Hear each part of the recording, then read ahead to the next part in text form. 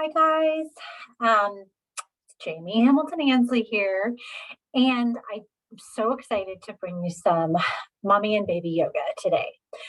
So, um, I just wanted to introduce the idea of mommy and baby yoga. Um, I actually did yoga with my daughter. She's 8 now, and she was a few weeks old, and it was really lovely to get that time on the mat. I actually think she fell asleep. I was at a studio and the instructor held her for me while I got to practice a little yoga. But the big thing I want to emphasize is, especially when you have a newborn, is to just really listen to your body and to listen to your baby's cues. So, mommy and baby yoga can be a great way to bond, but you really don't want to overdo it for yourself or your baby.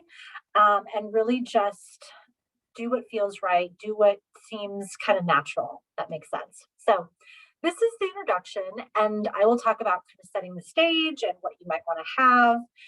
And then I will go and do different videos for each kind of developmental stage.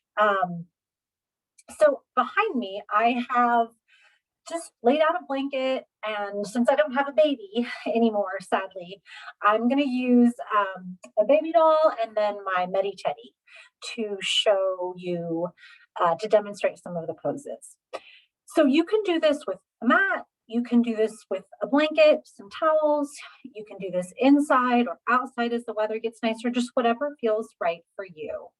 And again, if you're recovering from childbirth, just making sure you're really listening to your body, making sure, I know sometimes as moms, we have expectations of ourselves to do certain things on certain days. And if you have not slept well or the baby hasn't slept well, maybe you wait until you're both feeling up to it.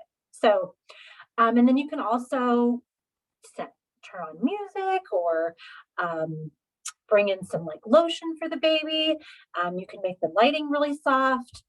Um, so it is recommended, and I used this book called Itsy Bitsy Yoga by Helen Garabedian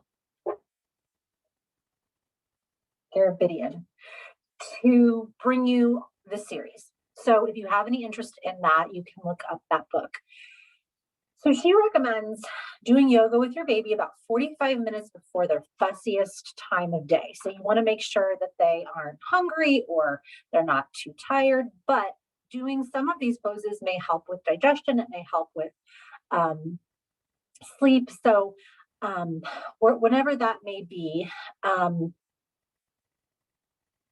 about 45 minutes before they start to get fussy, because this might wear them out. This also might kind of help calm them. And then you're also soothing yourself by doing some of these poses and breathing, which will help deal with a fussy baby, right? Fussy babies are always a challenge to deal with, even if they are super cute.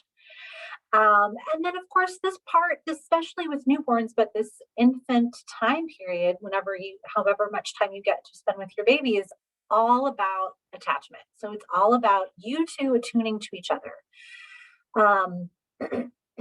Okay, so that's my introduction spiel. And I also have in the corner a ball, like an exercise ball that we'll be using in one of the series, but that's also a great thing to use as you're healing, as you're recovering, and to have available possibly for yourself or as your baby gets older to play around on. But we want to be careful with that, especially when they're little. But that might help you be able to just provide some alternatives to seating. So, okay, we'll get started.